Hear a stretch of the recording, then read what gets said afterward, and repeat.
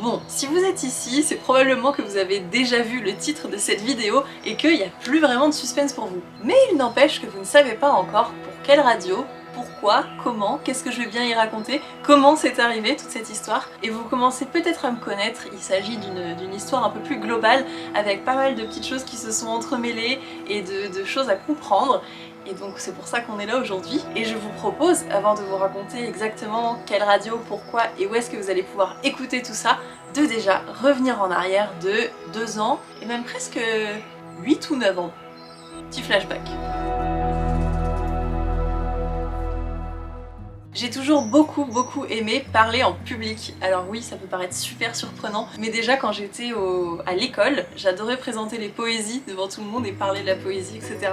J'adorais les exposer au collège, au lycée, à la fac, partout. Et j'ai toujours également aimé la télé et la radio. Et même mon premier boulot, quand j'avais 17 ans, ça avait été présentatrice web TV pour une petite web TV locale, où on m'avait repéré, on m'avait mis un micro dans les mains, et puis je partais faire des interviews, des reportages, etc. Donc j'ai toujours eu ce goût de parler, de transmettre, et en particulier quand il y a une caméra. Moi ça me plaît énormément, j'adore vous parler là tout de suite en ce moment, et j'ai toujours aimé transmettre, parler devant une caméra. C'est quelque chose qui me plaît, qui me procure de la joie, et je suis pas stressée, je suis pas toute tendue. Pour moi ça vient comme ça, c'est naturel, ça me fait hyper plaisir de le faire. J'ai été présentatrice pendant 2-3 ans à peu près, donc à 17-18 ans. Après j'ai fait mes études scientifiques, après je suis allée travailler au Puy du Fou, après j'ai fait d'autres saisons, enfin il s'est passé pas mal de choses. Ensuite je suis montée sur Paris où j'ai fait mon école de communication, j'ai fait un stage de fin d'études chez M6 et après j'ai continué encore chez M6. Donc en fait j'ai passé une année à travailler chez M6 en tant que chef de projet et créatrice d'émissions également. J'ai vraiment baigné dans ce milieu pendant quasiment 2 ans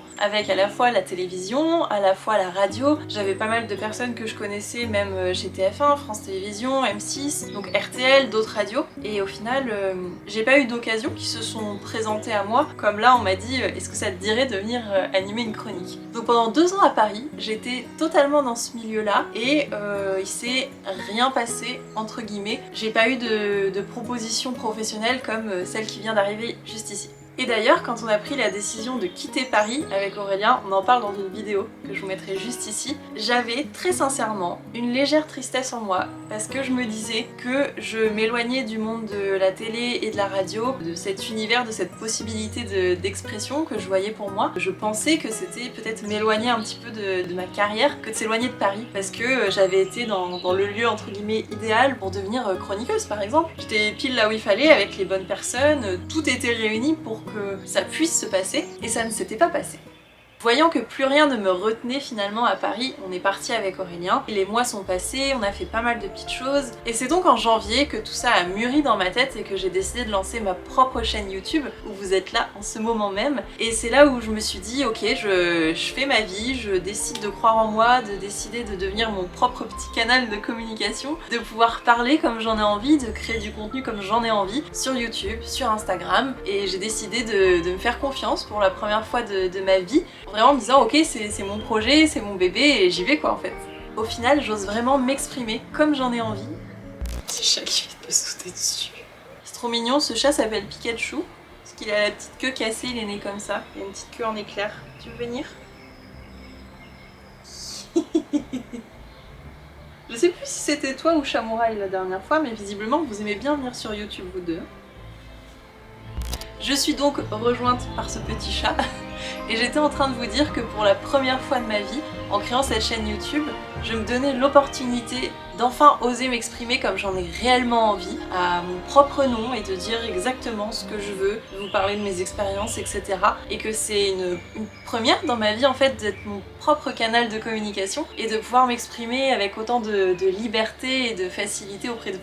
Et vous savez quoi, c'est exactement ça qui m'a apporté l'opportunité aujourd'hui de devenir chroniqueuse. Parce qu'en fait, qu'est-ce qui s'est passé? Aurélien a été interviewé 2 fois par une station bretonne pour avoir participé une première fois à Koh Lanta et une deuxième fois à Ninja Warrior. Et Mathieu, qui faisait son interview, a été très intéressé par ce que faisait Aurélien. Il a regardé donc son Instagram, son YouTube, le YouTube de Prunelle du Monde aussi, et il a également vu que j'avais créé ma propre chaîne. Et en allant voir la chaîne Diane Experience, il a trouvé que les sujets étaient intéressants, que ma voix passait bien et il s'est dit bah tiens, j'ai bien envie de lui proposer d'animer une chronique bien-être dans ma radio bretonne.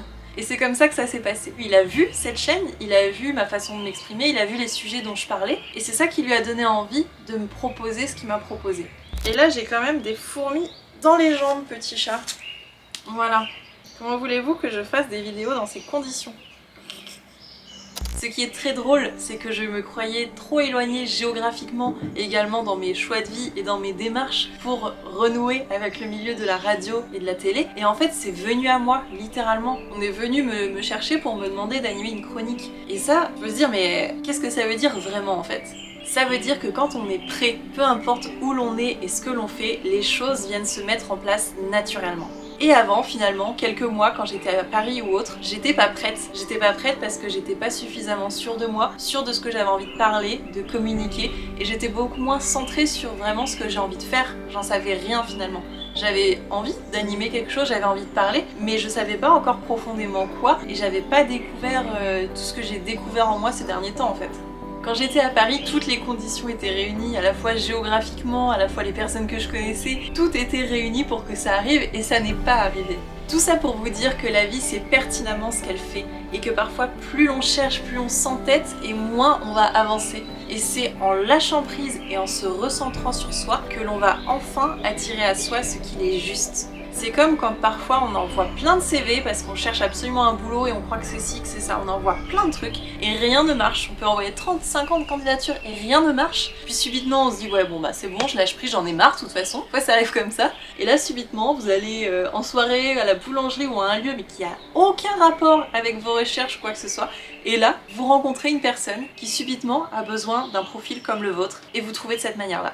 Ce que vous désirez vraiment au plus profond de vous et qui est juste pour vous finira forcément par se manifester dans votre vie. Et encore plus quand vous accepterez de lâcher prise, d'être centré sur vous, vos valeurs et surtout d'avancer sur votre chemin, non pas en écoutant votre tête, mais bien en écoutant votre cœur, qui est de ce côté-là. Et maintenant que je vous ai raconté toute l'histoire, sachez que vous pouvez me retrouver sur Station Millennium tous les mardis à 13h35 et 19h35 je crois. C'est pas encore acquis parce qu'en fait la première chronique a été hier et du coup dans ma tête les horaires sont pas encore bien mis. Donc je vous les écrirai, ne vous inquiétez pas. Et puis surtout, si vous n'êtes pas disponible pour écouter à ces heures-là, ne vous inquiétez pas parce que toutes les émissions vont être en replay sur le site également. Donc n'hésitez pas à aller voir parce que la première chronique est déjà en ligne. Je vous mets un tout petit extrait là maintenant tout de suite de ce que je raconte. Quand j'ai vu tout ce boom autour du bien-être, j'ai eu d'abord beaucoup de répulsion. J'ai trouvé ça très étrange que tout explose d'un coup.